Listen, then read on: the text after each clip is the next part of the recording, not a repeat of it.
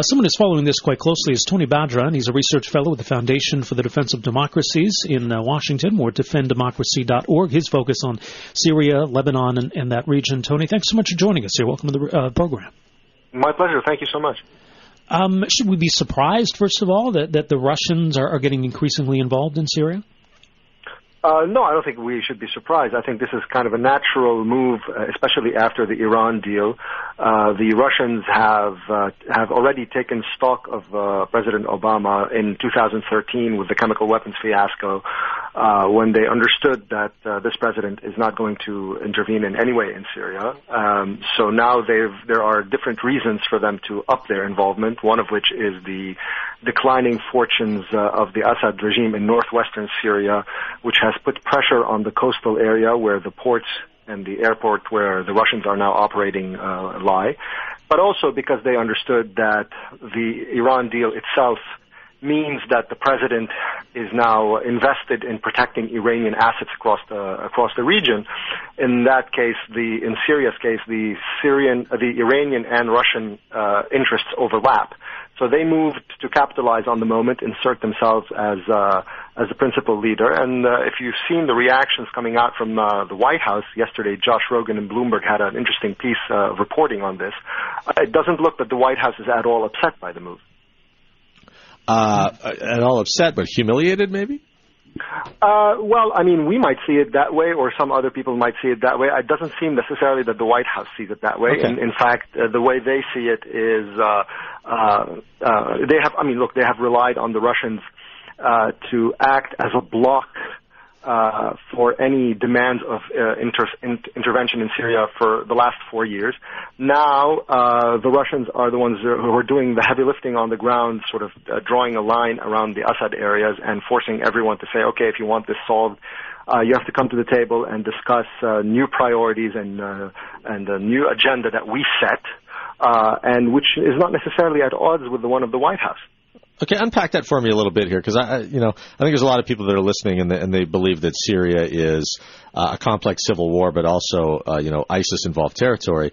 And I kind of thought you were going to end that sentence with Putin sending troops in there that say, like, if you want this area, you got to come through us. But is this a diplomatic mission, or is this a combat role? Well, the first thing it is it's support to make sure that the Assad regime defends its coastal areas.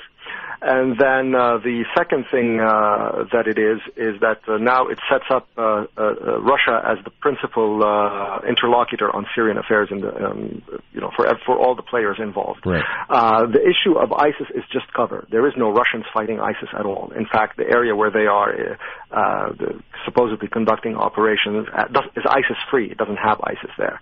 So the people they're fighting are actually the various other rebel formations. Some of them Islamic, some of them nationalist. That have pushed out the Assad regime from northwestern Syria. But those same forces had themselves earlier pushed out ISIS before taking on the Assad regime. So this has nothing to do with ISIS. That's just cover for both the White House and the Russians. This is about saving the Assad regime and then sort of setting the political agenda of how we move forward. So why does Putin want to save the Assad regime, and why is Washington now okay with the Assad regime being saved at all? Why is Putin okay with the Assad regime being? Well, what does Putin want? I mean, does Putin simply want a client in Assad? What is the Russian interest in Syria? Well, what you're seeing, the Russians' interest is that for the first time since the Soviet era, you have a direct military Russian presence in the Eastern Mediterranean between a NATO state and a NATO partner state.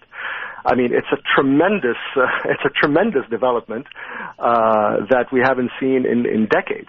So clearly, this sets up Russia as a player in the Eastern Mediterranean, with repercussions on Israel, with repercussions on Turkey, and with echoes and potential dividends in the Gulf as well, to say nothing of the vast potential sort of repercussions on the vast energy market of the Eastern Mediterranean, the gas pipes and all the routes that go into Europe. I mean, he just set himself up in a strategic area with a direct military presence that had been denied Russia since the days of the Cold War. It's a tremendous feat. Okay, wow. So there's a lot of historical sort of analysis in there, but this is sort of the opportunity to play a a good role, I guess you could say, in trying to stabilize a region, and that's why it's not being looked at as being the same sort of geopolitical maneuvering he was doing in Ukraine.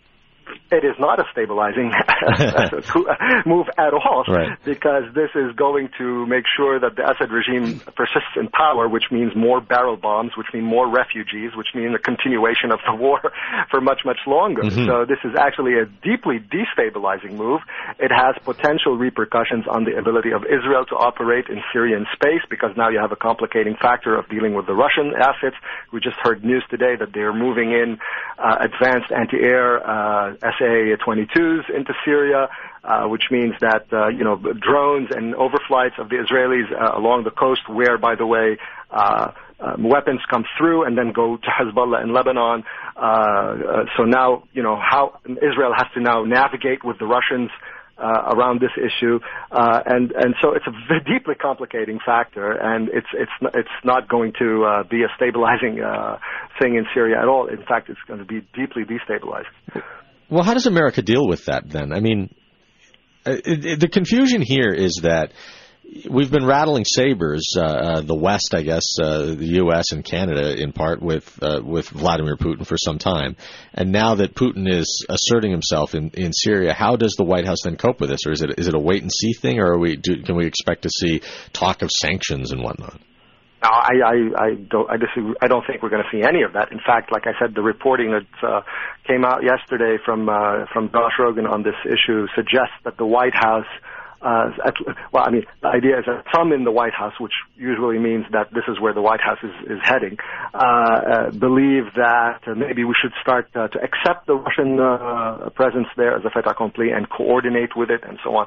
So all of a sudden, this is sort of part and parcel of the approach of this White House to the region, which is to open it up to historical adversaries and enemies and invite them and recognize their presence as a legitimate presence, and if not, maybe helpful presence in this case. So they've done it with the Iranians, they've done it with the Russians, and so I doubt very much you're going to see anything punitive in any meaningful fashion. In fact, we're going to see more calls probably to start cooperating with them, and it gives them a good way to climb down from the idea that they have to do anything in Syria at all, because now, oh wait, look, the Russians are there. We can't do anything anyway. Well, and it seems to me, any allies the West might have had in Syria, I guess we probably abandoned long ago, but this would just kind of formalize that abandonment, that we're really just writing them off altogether if we're going to acquiesce to this Russian presence there. Well, it's not just the Syrians. You're absolutely right, but it's not just the Syrians. It's also the regional allies that we have. I mean, all of a sudden, what does it mean for Turkey, a NATO member state, to all of a sudden have the United States acquiescing to the Russians, the Iranians, and to the hated Assad regime, as well as working with the PKK Kurdish terrorist group, all at once down on its southern border on the one hand, and then all of a sudden also acquiescing to an Iranian presence which supports Hezbollah in Lebanon, now potentially backed by Russian umbrella with regard to Israel's security. So I mean, this is a fundamental change in the security makeup of the Eastern Mediterranean that just happened in a matter of months under this administration. We've got to take a quick break here, Tony. Do you mind standing by? We'll continue this conversation afterwards. Sure thing. All right. Tony Badran is our guest, a research fellow at the Foundation for Defense of Democracies, FDD, in Washington, D.C., talking about Putin and Assad, chummy, some Russian troop buildup in Syria. We'll continue this conversation on Kingkade and Breakenridge on News Talk 770. We're talking about the complicated dynamic in Syria and with increased Russian involvement and presence in Syria. What does that mean? Tony Badran is a research fellow at the Foundation for the Defense of Democracies in Washington, an expert in the region. Tony, we saw the other day, and the Brits have now, it seems, committed to expanding their airstrikes. They've been involved in the campaign in Iraq. They're talking about now engaging in airstrikes in Syria, but they want with that to be a plan to get Assad out of power. But is that quickly becoming a pipe dream? And maybe it was all along. No, it wasn't a pipe dream all along at all. It's become increasingly complicated because of the Russian intervention, but also because of the signals that are coming from the White House, that the White House all of a sudden is no longer really committed to this outcome in Syria. And you're starting to see the Brits, for instance, saying, as a result, following this lead, say, for instance, that they're now, willing to entertain at least a temporary 6 months transition period in which Assad would continue to preside and before he's escorted out, which is of course that is a pipe dream, of course. But this idea itself was actually first proposed by President Obama about a year ago, in where he said that all of a sudden he started talking about Assad not presiding over the entire transitional period. So that notion of a role for Assad in the transition period, which was initially rejected by the United States, now all of a sudden has become part of the conversation. And this is, of course, something that the Russians are banking on because they want to make sure that Assad remains in power anyway. So as they move forward, they're going to leverage their intervention to try to dictate that agenda. But I suspect that the regional powers are not going to, now, they have to bend with the wind. This is a new development. But they'll wait out this administration in Washington and see what comes next and adjust. Yeah, that's the thing. Wait out this administration, see what comes next. The U.S. has, they have a dog in this fight, right? Like they're backing, who are they backing in Syria, basically? Which fighting faction are they supporting? Well, nominally they're backing what they refer to as moderate opposition, which are basically some nationalist Syrians under the aegis of what's called the Free Syrian Army. But if you look at what exactly they're giving and compare it to, say, what the Iranians and Russians are giving the regime, it pales in comparison. There is no comparison. So they're doing the absolute minimum with very severe restrictions as to what can be given, and also they're determining the agenda of what these groups that they're training should have, meaning they're making them sign documents that the only thing they will fight is ISIS. They will not fight Assad, which is why the numbers are so small, because it's an absurd demand. These guys are facing a killing machine with this regime that they detest, and all of a sudden the Americans are telling them, oh yeah, but you can't, if you want our help, you can't really fight the Assad regime. So the rest of the help is coming from regional states, from Turkey, from Saudi Arabia, from Qatar, Jordan, but the United States has also been exercising a lot of pressure to make sure that this aid remains within certain bounds, and also that the groups do not approach core regime areas. Which is what I alluded to earlier, that how there's an overlap between what the Obama agenda is in Syria and what the Russian agenda is in Syria. Both kind of agree that the regime core areas in the coast of western Syria and Damascus, the capital, should somehow remain out of the bounds of the Syrian opposition. And so the United States has interfered a number of times when the opposition was threatening Damascus or threatening at least the outskirts and the approaches towards Damascus. Sort of intervened, leaned on the Jordanians to make sure that sort of the aid to the rebels gets slowed down and that they don't move up more than they should. Well, if Syria is able to, if the Syrian regime is able to tighten its grip on some parts of the country, does that eventually then bring them into more direct conflict with ISIS and then by extension the Russians too? Well, where they are right now, the regime's core areas, they have minimal interaction or contact with ISIS. ISIS is really, its core areas are much, much further in the east, and the regime's core areas are on the opposite side of the country, in the west. Now, on some of the outskirts of Damascus, there's some ISIS presence, but ironically, the people who are fighting it there are actually the rebels, not the regime, because the regime and ISIS very rarely engage in conflict, except when they're like fighting over specific territory. For instance, like let's say in the east of the country where the gas fields are, ISIS wants to take control of that. The regime needs them as well, so there'll be a fight. Or maybe it controls an airport still in the east of the country, and ISIS wants that. They'll fight. But for instance, if you look at the east of Aleppo, the biggest city in northern Syria, where the regime, for instance, had tried to besiege the city and take it from the rebels. To the east of where the Assad regime forces are, are all ISIS areas. Not a single time was there an actual fight between them. So Assad and the Russians know very well that this ISIS thing sells in America and in the West in general. It's a great thing to have, to put the choice to the world between Assad on the one hand and ISIS on the other hand. So nobody's going to actually move towards destroying it completely. And second, Assad doesn't even have the capacity to do that. That's why the Russians are actually on the ground in this case, and this is the reason why the Iranians are on the ground in this case, because the regime has a very big problem with manpower. And it had been losing a lot of territory in the northwest, and all of a sudden the coastal areas have come under pressure and threat, including the port city of Latakia, where the Russians are now establishing a presence to make sure that nobody comes in. So the Assad regime right now is really a function of the Russians and the Iranians. Without it, it doesn't really stand a chance of survival.